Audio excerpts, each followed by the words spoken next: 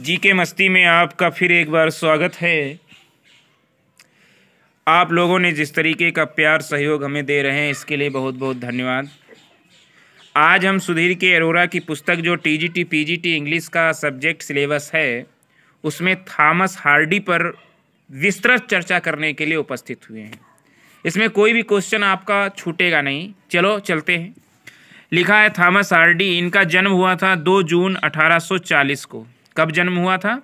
2 जून 1840 को अपर बैकम्पटन में हुआ था। अपर बैकम्पटन में हुआ था। और ये जो बैकम्पटन है ये स्टीन्सफोर्ड के निकट है, डोरेस्ट इंग्लैंड में। कहाँ है?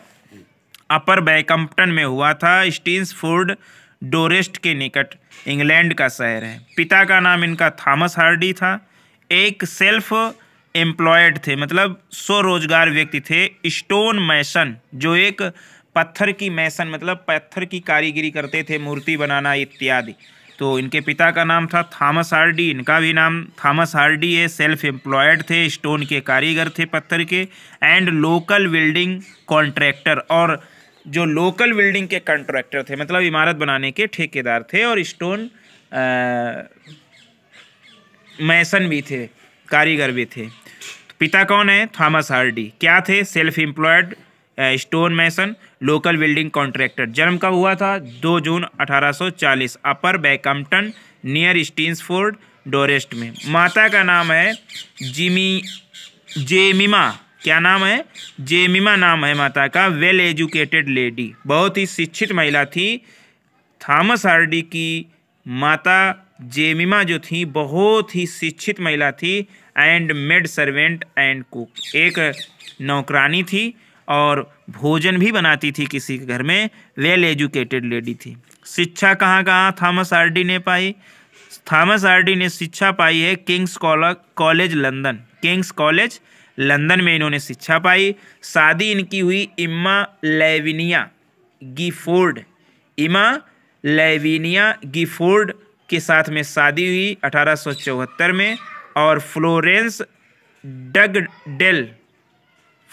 डगडेल के साथ में 1914 में हुई। 1874 में इनकी शादी हुई एमा लेविनिया गिफोर्ड के साथ में, और दूसरी शादी इनकी हुई फ्लोरेंस डगडेल 1914 में। तो अगर तुमसे पूछे थॉमस हार्डी की कितनी शादियां हुई, तो थॉमस हार्डी की 2 शादियां हुई। पहली शादी एमा लेविनिया गिफोर्ड 1874 में हुई, 1840 में जन्म हुआ था, 1874 में हुई, यानी 34 साल की उम्र में। और दूसरी शादी फ्लोरेंस डगडेल के साथ में हुई 1914 में। थॉमस हार्डी का ऑक्यूपेशन क्या है? Last great Victorian poet and novelist. अंतिम महान विक्टोरियन मतलब विक्टोरियन एज के सबसे अंतिम ग्रेट पोएट हैं और उपन्यासकार हैं। अवार्ड्स, इनके पुरस्कार इन्होंने कितने जीते? तो 1910 में ऑर्डर ऑफ मेरिट ये बने। क्या बने? 1910 में क्या बने? ऑर्डर ऑफ मेरिट से नवाजा गया। और भी इन्होंने पुरस्कार जीते, जैसे हॉनरेरी यूनिवर्स डिग्री फ्रॉम एबरडीन, मतलब एबरडीन से इन्होंने ऑनरेरी यूनिवर्सिटी डिग्री को भी प्राप्त किया। किसने? थॉमस हार्डी ने। और लिखा है कैम्ब्रिज एंड ऑक्सफोर्ड, मतलब इन्होंने ऑनरेरी सम्मान का पाया कैम्ब्रिज और ऑक्सफोर्ड जैसे विश्वविद्यालयों से। 1910 में ये ऑर्डर ऑफ मेरिट बने। तो ये कभी आया, एक बार क्वेश्चन आया था कि Thomas Hardy order of merit कब बने, तो ये 1910 में बने। इनकी मृत्यु कब हुई? इनकी मृत्यु हुई 11 जनवरी 1928 को, जब ये 87 वर्ष के थे। 87 वर्ष की उम्र जब इनकी हो गई, 11 जनवरी 1928 को इनकी मृत्यु हो गई। कहाँ हो गई? डोरचेस्टर डोरेस्ट इंग्लैंड में। डोरेस्ट इंग्लैंड में इनकी मृत्यु हो गई। किसकी? थॉमस हार्डी की 1928 को 87 साल की उम्र में। ही वाज मॉर्न एज, उन पर विलाप किया गया। क्या विलाप उनके लिए किया गया? The last of the great Victorian he was buried in Westminster अबे। उनको ये कहकर पुकारा गया कि अंतिम ग्रेट विक्टोरियन पोएट थे, उनको वेस्टमिनिस्टर अबे में दफनाया गया। लेकिन ही विसेड, लेकिन जैसी कि उनकी इच्छा थी कि हमें वेस्टमिनिस्टर अबे में दफनाया जाए, इसीलिए उनको वेस्टमिनिस्टर अबे में दफनाया गया और उन्हें last of the great Victorian poet कहा, नॉवेलिस्ट और पोएट कहा गया। हिज हार्ट, उनका हृदय जो था वो रिमूव्ड, उनका हृदय निकाल लिया गया, and buried in his parish churchyard at Stinsford in the grave of his first wife Emma. और उनको फिर उसके बाद में उनका हृदय रिमूव कर दिया गया, हटा दिया गया और फिर उनको दफना दिया गया पेरिस चर्चयार्ड में। कहाँ? पेरिस चर्चयार्ड में, जो सेंट्सफोर्ड में था। कहाँ था? सेंट्सफोर्ड में, जहाँ इनका जन्म हुआ था। अपर बैकम्पटन सेंट्सफोर्ड के पास में जन्म हुआ था। तो स्टीन्सफोर्ड के पास जो चर्चयार्ड था उसमें दफनाया गया। इनकी जो पत्नी थी, मतलब वहीं कब्र के पास में दफनाया गया जो इनकी पहली पत्नी थी एमा, जहां उनको दफनाया गया था वहीं इनको भी दफनाया गया स्टीन्सफोर्ड के पेरिस चर्चयार्ड में। आगे देखिएगा अगला पॉइंट। हार्डी ने संगीत यानी वायलिन अपने पिता से सीखा। मतलब जो वायलिन होता है ये किससे सीखा? हार्डी ने अपने पिता से। और पढ़ने से प्रेम अपनी माता से। मतलब वायलिन जो सीखा अपने पिता से सीखा और पढ़ने में रुचि इनकी माता से आई। 1860 की घटना है, ये किंग्स कॉलेज के स्टूडेंट बने। 1860 में कौन सी घटना है? मतलब 1840 में इनका जन्म हुआ, 1860 में ये किंग्स कॉलेज के स्टूडेंट बने। तो कितनी साल की उम्र पर बने? 20 साल की उम्र पर ये स्टूडेंट बने। आधुनिक भाषाओं को सीखना, जो आधुनिक भाषाएं हैं लैटिन, फ्रेंच, इंग्लिश, इनको बहुत अच्छी तरीके से सीखा। इसी समय वह सर आर्थर ब्लूमफील्ड से आधुनिक गोथिक आर्किटेक्चर सीखा। मतलब एक बहुत विद्वान हुए थे जिनका नाम है सर आर्थर ब्लूमफील्ड। क्या नाम है? Sir Arthur Bloomfield. उनसे इन्होंने क्या सीखा? आधुनिक गोथिक आर्किटेक्चर। याद रखिएगा, कभी कभी क्वेश्चन आता है कि मॉडर्न आर्किटेक्चर, गोथिक आर्किटेक्चर जो है किससे सीखा? तो मॉडर्न गोथिक आर्किटेक्चर जो है इन्होंने सर आर्थर ब्लूमफील्ड से सीखा। फिर क्या? दूसरा पॉइंट, उसने ब्रिटिश आर्किटेक्ट्स की संस्था का medal colour brick and terracotta architecture पर निबंध के लिए प्राप्त किया। क्या? उसने मेडल प्राप्त किया। ब्रिटिश आर्किटेक्ट्स की संस्था का मेडल प्राप्त किया। क्या उसने लिखा? Colour brick and terracotta architecture पर उसने निबंध लिखा और निबंध पर उसने एक मेडल प्राप्त किया। किस पर? कभी कभी आ जाता है कि उसने ब्रिटिश आर्किटेक्ट्स की संस्था का मेडल प्राप्त किया, तो कौन सा निबंध लिखा, किस पर निबंध लिखा? तो निबंध लिखा colour brick and terracotta architecture. ध्यान रखिएगा, colour brick and terracotta architecture. 1865 में क्या हुआ? उसका अनसाइंड लेख how I built myself a house. 1865 में उनका अनसाइंड जो लेख था how I built myself a house जो है वो प्रकाशित हुआ। जॉर्ज मेरेडिथ ने उसके प्रथम लेखक the poor man and the lady की मैन्युस्क्रिप्ट का परीक्षण किया। मतलब उसका जो प्रथम लेख था the poor man and the lady, तो उसका जॉर्ज मेरेडिथ ने मैन्युस्क्रिप्ट का परीक्षण किया। मतलब जॉर्ज मेरेडिथ ने उसके मैन्युस्क्रिप्ट का परीक्षण किया और उसका समालोचना की। किसकी? जो इनका प्रथम लेख था the poor man and the lady की मैन्युस्क्रिप्ट का परीक्षण किया और उसकी समालोचना की और प्रकाशित नहीं होने दिया। किसने नहीं प्रकाशित होने दिया? जॉर्ज मेरेडिथ ने उसके प्रथम लेख the poor man and the lady की मैन्युस्क्रिप्ट का परीक्षण और समालोचना की और उसे प्रकाशित नहीं होने दिया। उसने हार्डी को कुछ प्लॉट्स जोड़ने को कहा। मतलब उसने कहा कि आप इसमें कुछ प्लॉट्स जोड़ें और तब प्रकाशित करें। जनवरी 1868 को उसने इसी अपने उपन्यास को पूरा किया और इसमें उसने 2 मैकमिलन और चैपमैन हॉल जोड़ा। उसने क्या जोड़ा? मैकमिलन और चैपमैन हॉल जोड़ा, मगर वह कभी प्रकाशित नहीं हो सका। उसने क्या जोड़ा? मैकमिलन और चैपमैन एंड हॉल जोड़ा, लेकिन कभी उसको प्रकाशित नहीं किया। किसको?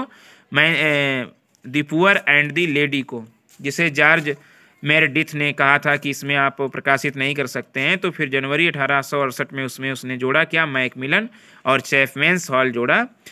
1874 में वह एमा लेविनिया गिफोर्ड मगर वह उससे शादी न कर सका।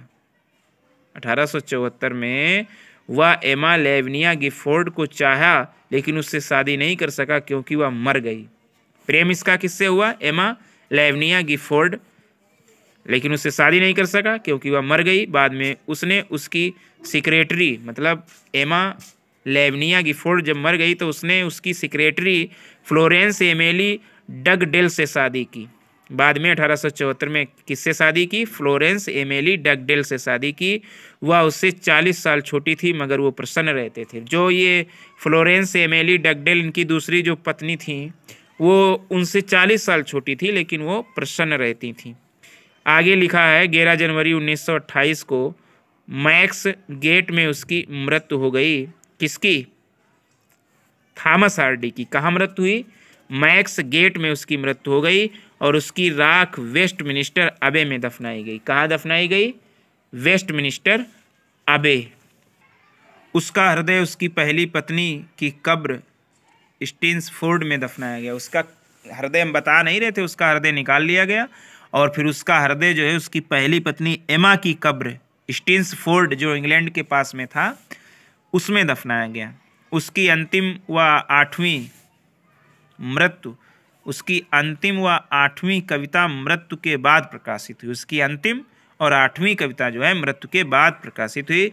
उपन्यास व कहानियों के उपन्यास पात्र व वातावरण के अलावा उसने कविताएं लिरिक व नैरेटिव दोनों प्रकार की लिखी। मतलब उसने लिरिक भी लिखे और नैरेटिव पोएम भी लिखी और उसकी अंतिम व आठवीं कविता उसकी मृत्यु के बाद प्रकाशित हुई। और अनेक निबंध भी लिखे, लिरिक भी लिखे, नैरेटिव पोएम भी लिखे और अनेक निबंध भी लिखे। अगला, हार्डी का रीजनल उपन्यासकार थे। कैसे थे? हार्डी एक रीजनल उपन्यासकार थे। उसका रीजन वेसेक्स उसके 13 उपन्यासों और 47 कहानियों में दिखाई देता है। उसका जो रीजन है वेसेक्स और उसके 13 उपन्यास, उसके जो 13 उपन्यास हैं और 47 जो उसकी कहानियाँ, उनमें उसका जो रीजनल है वो उसका दिखाई देता है 13 उपन्यास 47 कहानियों में। 1872 में उसने दी ग्रीनवुड ट्री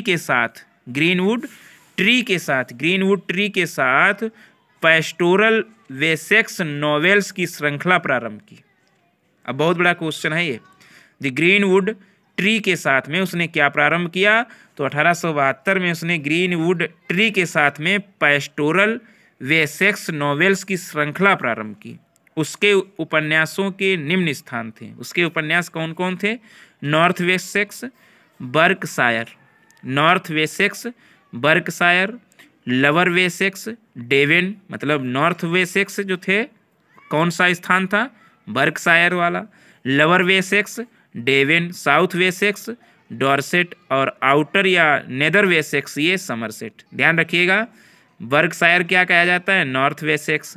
डेवन क्या कहा जाता है? Lover Wessex. और डॉर्सेट क्या कहा जाता है? South Wessex. और समरसेट क्या कहा जाता है? आउटर और नेदर वेसेक्स। और मिड वेसेक्स जो है वो कहा जाता है विल्टशायर।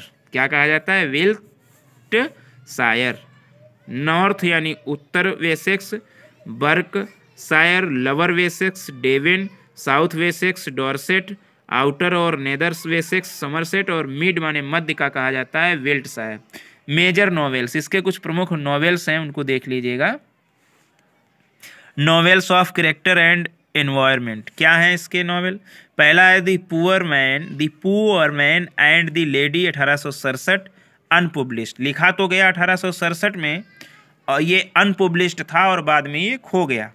कौन सा इनका बिना प्रकाशित निबंध है? The poor man and the lady, और फिर बाद में खो भी गया तो दी है poor man and the lady. ये आता है कि मतलब कौन सा इनका अप्रकाशित है और खो भी गया, तो ये था the poor man and the lady. दूसरा है अंडर दी ग्रीनवुड ट्री, ये इन्होंने अपने उपनाम से प्रकाशित कराया, अंडर दी ग्रीनवुड ट्री 1872 में। तो सवाल आता है कि इसने अपने उपनाम से मतलब अपना नाम रख के, ये पेन नाम रख के प्रकाशित करवाया कौन सा निबंध? Under the greenwood tree. अगला है 1874 में far from the madding crowd, 1874 में। The return of the native जो है 1878 में प्रकाशित करवाया गया। The return of the native जो है 1878 में प्रकाशित करवाया गया। अगला है mayor of Casterbridge. Mayor of Casterbridge 1886 में आया। बहुत फेमस इनका ये उपन्यास है मेयर ऑफ कैस्टरब्रिज, 1886 में आया। मेयर ऑफ कैस्टरब्रिज कब आया? 1886 में। वुडलैंडर्स 1887 में। वुडलैंडर्स 1887 में। 1888 में इनका कौन सा आया? Wessex tales collection of short stories. ये क्या है? ये शॉर्ट स्टोरीज का संग्रह है वेक्सेस टेल्स, 1888 में आया। वेक्सेस टेल्स आया 1888 में। ये कहानियों का शॉर्ट स्टोरीज का कलेक्शन है। 1891 में आया Tess of the D harbour village.